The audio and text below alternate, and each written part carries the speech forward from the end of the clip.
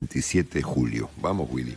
Habla, Muy bien, Willy. muy bien, Habla, Marcelo. Willy. Muy bien, muchas gracias. Empecemos por una buena noticia, que no hay muchas en materia económica, pero bueno, se confirmó lo que anticipamos la semana pasada, se dio a conocer finalmente la resolución de la AFIP, que resuelve el problema de los monotributistas, todos los que tenían deudas finalmente entre principio de año y ahora. Se abre al mismo tiempo una moratoria, quienes tengan deudas al 30 de junio con el monotributo van a poder pagarlo hasta en 5 años, 60 cuotas, con una tasa de interés muy baja. Hay una recategorización de las escalas, yo ya había dicho la semana pasada que ahí me parece que fue poco generosa la AFIP y el gobierno, porque deberían haber permitido que todavía más gente entrara en el monotributo. Obviamente desde el punto de vista de la recaudación en los grandes números, el monotributo no mueve el amperímetro, y justamente ese para mí es el argumento que habría que utilizar para que más gente, cuanto más gente se pueda meter en el monotributo, obviamente menos evasión, especialmente en los sectores más chicos, digamos, que tienen menos volumen de actividad económica. Pero bueno, finalmente apareció la resolución. Marcelo, el capítulo del dólar, casi te diría mercados por fotocopia, ¿no? Papel carbónico en los mercados. Todos los días pasa más o menos lo mismo. Claro, el Banco Central tiene que poner cada vez más fuerza para contener, obviamente, la devaluación del peso. Ayer se calcula que el Banco Central tuvo que intervenir con unos 50 millones de dólares en bonos, vendiendo bonos para bajar el contado con liquidación, que es básicamente el dólar arbitrado entre los instrumentos que cotizan en pesos y los instrumentos que cotizan en dólares. Y ayer, efectivamente, el número, casi te diría, incluso para los quiñeleros, el número es 170. 170 es el número que el gobierno quiere mantener como, podríamos decir, el dólar electoral. Entonces, hay mucho esfuerzo para que el contado con liquidación en el segmento regulado por el gobierno no pase de 170. Y eso es lo que vimos ayer. Entre 167 y 170 pesos el contado con liquidación regulado. ¿Qué es el contado con liquidación regulado? Poca plata, Marcelo. Hasta $15.000 por semana, y obviamente las empresas y los inversores más grandes que quieren hacer o que quieren dolarizar o quieren cubrir sus posiciones en pesos, tienen que ir al contado con liquidación no regulado, y ese prácticamente operó ayer entre 177 y 180 pesos.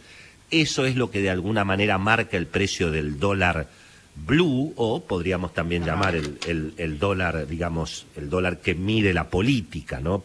Finalmente, para la política, el dólar que vale es el dólar de la tapa de los diarios.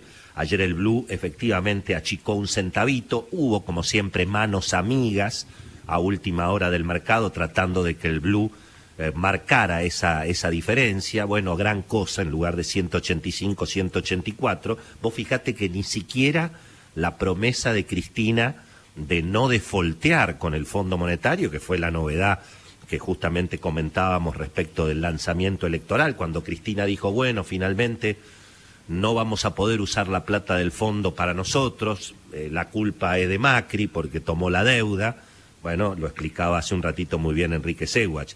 Lamentablemente, si Argentina hubiera renegociado el acuerdo con el fondo, hubiera tenido mucho más financiamiento y hoy podría aprovechar, obviamente, esta capitalización, como lo van a hacer la mayoría de los países del mundo. A todos los países del mundo que están en el Fondo Monetario les va a llegar este extra del fondo, la mayoría lo va a poder utilizar en su propio beneficio. Como Argentina no tiene crédito, bueno, vos hacés que te pago y yo hago que te cobro, ¿no? Este es un poco el modelo que hay con el Fondo Monetario. Marcelo, ayer 168 pesos el dólar tarjeta o el dólar ahorro, en un escenario, insisto, complicado en el mercado de cambios. Si hacía falta una complicación adicional, bueno, tema del que también hemos hablado hace algunas semanas, el problema del río Paraná. La situación realmente es dramática, Marcelo. Estamos con la bajante más grande, dicen en 70 años, algunos dicen que hay que remontarse un poco antes, al año 1973. Vos pensás que eso, bueno, llega en el momento en que además el gobierno quiere estatizar la hidrovía. Ya ni agua queda en la Argentina, ¿te das cuenta? Ni agua queda en el río Paraná. Atención, Marcelo, porque, digamos, estamos hablando de prácticamente 5.000 barcos, que son los que, obviamente, sacan las exportaciones de Argentina y también los que traen parte de las importaciones. Estamos a 38 días hábiles para que se termine la concesión de la hidrovía y todavía el gobierno no dijo qué es lo que va a hacer.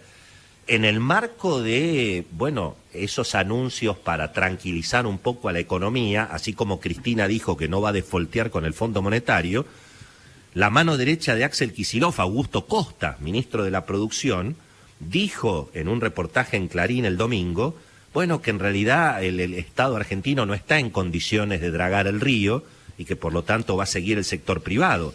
Pero la pregunta es quién le va a pagar, porque el gobierno se quiere quedar con la caja, quiere cobrar el peaje de la hidrovía y después pagarle al sector privado. Bueno, con el SENASA y la vacunación pasa algo parecido. El campo pone 8.500 millones de pesos, se lo paga el gobierno, pero después el gobierno al SENASA le da 3.000 millones, se queda con la diferencia. Entonces muchos se preguntan, si el gobierno le va a cobrar a los productores el peaje por la hidrovía y después le va a tener que pagar al concesionario, bueno, ese riesgo, cobrarle al Estado, es muy difícil en la Argentina. Por lo tanto, ese riesgo se le va a pasar a los productores y vamos a tener un problema adicional con, obviamente, nada menos que la gallina de los huevos de oro. Y además están aumentando las importaciones de energía. Lo cuenta Pablo Wende en una nota de Infobae. Como bajó el caudal de agua, bajó la generación hidroeléctrica y por lo tanto aumentó 3 veces la cantidad de dólares que hubo que usar para importar energía en junio. Así que un combo complicado, Marcelo, obviamente por la economía en materia política complicada, con el dólar firme. Y si faltaba algo, esta bajante en el río Paraná, que está generando incluso una demanda adicional de dólares para importar energía. Un combo complicado en el escenario económico, Marcelo.